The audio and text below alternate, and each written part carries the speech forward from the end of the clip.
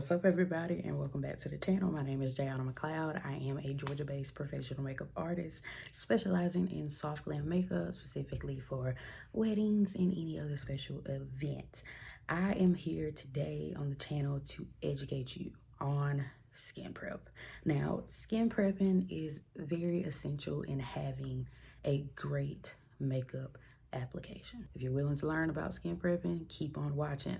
Before we get started, please don't forget to subscribe to the channel, give this video a big thumbs up, and also hit that bell button so that you're notified of all my future uploads. Check out the description box for any of the products that I'll be mentioning today, and also check out those links to my social medias. Without further ado, let's get started. Okay, so first off, what exactly is skin prep? Skin prep is the process of cleaning, hydrating, and moisturizing your skin before doing your makeup application. This helps create a smoother base, an even base, and an even longer lasting base. Now, the point of this skin prepping, it is a skincare routine. There are certain products that you may want to use when applying your skin prep products. Now, it's very similar to a skincare routine. Your skincare routine can be the same as your skin prep, okay? I think a lot of times it's marketed as you need to buy this certain product in order to do a skin prepping. But it could be the same thing as your skincare, because basically that's what it is. It's skincare ingredients, it's skincare products. And all these products are doing, based off your skin type, is helping you, like I said, creating a smoother, even hydrated base. The point of it is to balance your skin's pH. Is to, again, provide hydration. We want to retain moisture.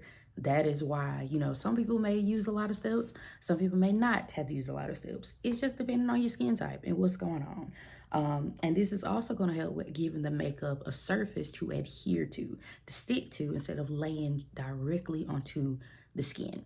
Sometimes if it lays right on top of the skin, you may notice throughout the day that it starts cracking up. It starts peeling. A lot of times too, people aren't prepping their skin before putting the makeup on. So it's important that you do this to make your makeup look a little bit more flawless and more radiant, you know. Now, I do think another thing with skin prep is that a lot of people will say, especially when it comes to certain products, your skin is already flawless. You don't have anything wrong with your skin. It's smooth. You know, we don't see any texture. Everything is going to come out through a camera as well. Okay. We got some texture and breakouts on the forehead. This is also due to hormonal things like being on your cycle. I got some dark spots here. I have these little sebaceous filaments here, which I've always had those. I got a dark spot right there. That's the first step that you start off with any skin prepping, is making sure that your skin is clean. If you're at home just doing makeup on yourself, typically I just tell my clients, make sure you wash your face. What you're using to wash your face, it matters. I try not to judge or be prejudiced on what exactly you're using on your face. I prop up, or I give a big ups to clients that are even cleaning their face. You know, if you're deciding to use a Dove beauty bar to wash your face, great. That's actually a good thing. That bar of soap contains so many good ingredients that are not actually stripping the skin. But if you tell me you're using Dial soap on your face, which is an antibacterial soap, I'm gonna question it some, because that's not meant to clean. That's not meant to hydrate, to retain the moisture. It's getting rid of the bacteria in your face. So you may feel your face and think, oh, it's squeaky clean. It's actually stripped. Your barrier is now not healthy anymore. It's getting messed up. It's being interrupted. You know, so the overall thing that I like to teach clients is, where is the balance that you are creating? So one face wash that I like to use is the Vanicream face wash, or I like using, you know, if you want to go a little step up, is the Youth to the People face wash. I don't always buy the Youth to the People face wash because it can kind of get a little pricey sometimes. But using a Vanicream face wash is great. It's moisturizing, it's gentle, it removes makeups and oils, and it's great for sensitive skin. And it's $10. I don't think you really can beat that. Typically when I'm doing clients, I am using good old micellar water. Now, let me read something to you about micellar water that I found was so interesting. So I love facts. Okay, I love learning. Um, if I can spell, I love learning different things. You should never stop learning. Micellar water uses surfactants to gently clean by trapping oil and dirt in tiny clusters called micelles. Now, these little molecules, these little clusters, they love attracting water. That's called hydrophilic, okay? But they also are good with getting oil.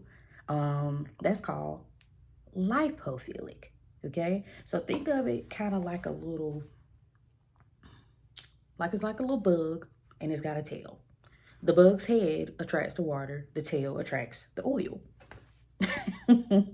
And so what these little things do is that they kind of encapsulate those impurities on your skin. They get that dirt, they get that makeup, and it helps with creating a smoother base on your skin, okay, without stripping your skin's natural barrier. And that's what I love about micellar water. Now, micellar water can also be used in your daily skincare routine. I still like a foaming cleanser, personally. I think it's just a mind trick of mine. I like using something on my face that actually foams up because it makes it feel like it's been cleaned. But this is a great cleanser. Don't get me wrong. So I'm gonna use it on myself today. I have washed my face, but we're just gonna implement that. And I do specifically like the one for Bioderma. It's great for all skin types, skin conditions, including sensitive skin. The one from Garnier is okay. I just find that one to feel less like water, more like oil. That's just my opinion on it. This one feels just like water. Notice how I brought it down to my neck as well. I do place makeup there. That also needs to be clean. All right. This is drying down. So you got your first step. You cleanse your skin. But that's not all, because yeah, you cleansed it. Now you got to put something else on top of it because we want to retain the moisture. Because I have texture on my skin in certain areas, or I may have had a breakout, okay? Or my pores may be a little tad bit more visible.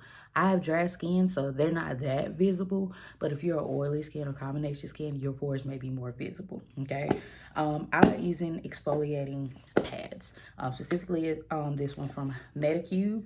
These, first off, they're typically like $18 on Amazon. I think they're at Ulta now. They're probably about $20. They come in so many, and it's a big package. I love something that is convenient, okay? I'll spend, this is something I'll constantly replenish in my kit.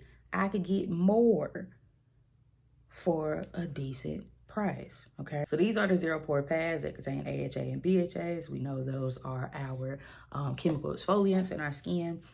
In our skincare ingredients, this helps with eliminating texture. This helps with helping with some acneic problems. It helps with eliminating them impurities and that's within the skin. The point of exfoliating though is to help with creating a smoother base by getting rid of that dead skin. So sometimes my buildup is right here in the nose area and around here in the cheeks and on my forehead as well. And with using these exfoliating pads, you do not need to use these every single day. Over exfoliation can help with ruining your skin's barrier, okay? We don't want to strip away of its natural moisture. We just want to balance it. We'll get that balance back into it. So I recommend using exfoliating pads about 2 to 3 times a week. Honestly, if you're using exfoliating pads for the first time ever, once a week. Let's see how that goes. We gradually build ourselves up. Exfoliation is not always needed. That just depends on your skin. While you are, talking it up with your client, make sure you're evaluating the skin. What do you notice? A lot of times, I see a lot of buildup here on the forehead.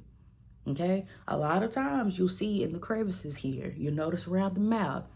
Sometimes lips need exfoliating. That's another trick I'm going to show y'all.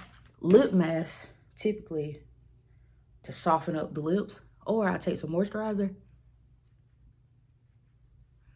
and a spoolie and softly exfoliate these lips. Now this is called manual exfoliation. It just makes them so smoother. That's a little trick if you need help with dead skin on the lips. You did your cleansing, you did your exfoliating, but now you need something applied afterwards to help with even more hydration and soothingness, and that is a toner. Now, there's different types of toners. I talked about rose water toner that has a great soothing implement into it. It's great for sensitive skin, rosacea. I really enjoy Milky toners. Now this one specifically from Thayers is the Hydrating Milky Toner with snow mushroom and hyaluronic acids. This one, I've used the word cushion before because that's what you do with skin prepping, but this one helps with cushioning but also removing any impurities. It's helping balancing your skin's pH balance. It's gentle, it's creamy, it's blended well with snow mushroom, hyaluronic acid, so you know that it is going to have a good all-day hydration and a boosting of your moisture levels. Now, the point of the Milky toners, which those have become very popular now, is that it's hydrating and soothing with a creamy and lightweight texture. And typically you're going to apply your toner after you cleanse or exfoliate your skin, but before you put on your moisturizer to help create like a dewy look, and it's prepping you for all the other skincare products that you may use after that. It also helps with strengthening your skin's barrier. Most Milky toners contain ingredients like ceramides or fatty acids or even soothing extracts. Like specifically with this one, it has elderflower water in it, and it soaks up into the skin to soothe and calm any irritation within your skin's natural barrier. It also helps too, Milky toners. It enhances the product's absorption. One of the functions of our skin is that it absorbs. And so by adding a hydrating Milky toner, it balances the skin and it can help with your serums or moisturizers. In our case, moisturizers, it can help that absorb even better into the skin. Now, the very cool thing about Milky toners is that these are good for all skin types. Now, I understand that if you have oily skin, you may not like the texture of something oily or that feeling onto already oily skin. But the cool thing, like I said, about Milky toners is that they are lightweight. Yes, they have this creamy feeling in them, but they're lightweight and they absorb so quickly into the skin, but it's so effective. And that's why I really recommend this one from Thayers. It's $9.99 as well. This labeling is old. They changed the label since I bought it. This is gonna last you for a year. I don't know if you've ever noticed, but on the back of a lot of your products, we have this little opening compact with a number in it and the letter M. That is the amount of months that you can use a product before it expires. I bought this February of last year, and I think this is gonna last me February of the next year, of 2026. So I really enjoy using a Milky toner. I recommend that to a lot of people. You're gonna see how much smoother your skin is gonna feel after incorporating one into your skin. Now we need moisture, so typically on clients I like using the Release cream. It's a very thick cream. It's very hydrating. It's very moisturizing. It's very good for sensitive skin. It's a good moisturizer for all skin types. That's why I like using it. And it's multi-usage. You could use it as a primer. You could use it as a mask. You could use it as a moisturizer. You could use it, like I said, place it on your lips and exfoliating your lips. Or you could do the same thing if you find some dead skin on the face. Put a little moisturizer on their face. Get a little spoolie. Start scrubbing that dead skin off. That's also a great tip that I've learned. All right, so moisturizer. I like using the daily moisturizer from e.l.f. As you can see, it's empty. And I like this moisturizer because it contains hyaluronic acid, jojoba seed oil, and vitamin E. Hyaluronic acid is great with retaining that moisture in the skin, and the jojoba seed oil and the vitamin E are great factors with hydration. Under the eyes as well, because they need hydration. You definitely can implement a lip mask, an eye cream, serums, even in your skin prep or your skincare routine. But if you're a beginner, I think sometimes that can be a little overwhelming. So we just stick to small steps and we gradually build ourselves up. Moisturize or hydrated. Now, last step. Typically, I don't add sunscreen onto clients. I have found that some sunscreens aren't always good for all skin types. A lot of people will tell you that they don't have allergies. A lot of people don't know that they have allergies. I used a sunscreen one time on a client and I noticed some redness appear, and I immediately wiped her face off with micellar water. I use a rose toner because rose has a soothing effect to it, and the redness eventually went away, but that just kind of made me fearful of using sunscreens. And so I typically don't use one, or I'll find a moisturizer that has a little bit of SPF in it. Like I do like the Holy Hydration face cream from e.l.f. that contains SPF 30 because it's hypoallergenic. And I've used that on some people, on some clients, and it hasn't done anything, but it's still just that fearful thing. It happens though. You don't freak out if it happens. You just remain calm, go back to the beginning. Okay, wipe this off, start back over. It's important too that you know your product knowledge or ingredient knowledge, because you'll know how to handle situations like that. But also too, sometimes with SPF, some SPFs don't clash well with photos. I do bridal clients, they're getting their wedding pictures taken. You don't want to look back in your pictures and see the amount of flashback in it, or maybe ash. Sometimes lighting doesn't work well with it. It's a picky thing, okay, from what I've learned. But if you are doing makeup at yourself at home, I do think it's still important to put some sunscreen on. SPF I'm using is the Byoma. I got it everywhere. This is the Byoma SPF. It's the broad spectrum of UVB and UVA. The Ultralight face fluid SPF 50. That also has hyaluronic acid in it. But this one is lightweight, it's non-greasy, has UVB and UVA, so it's protecting you against the sun rays, but also things that could cause cancer. So, as a review, these few steps that are gonna help you with skin prep and cleansing. I like to slash exfoliating because exfoliating is not always needed.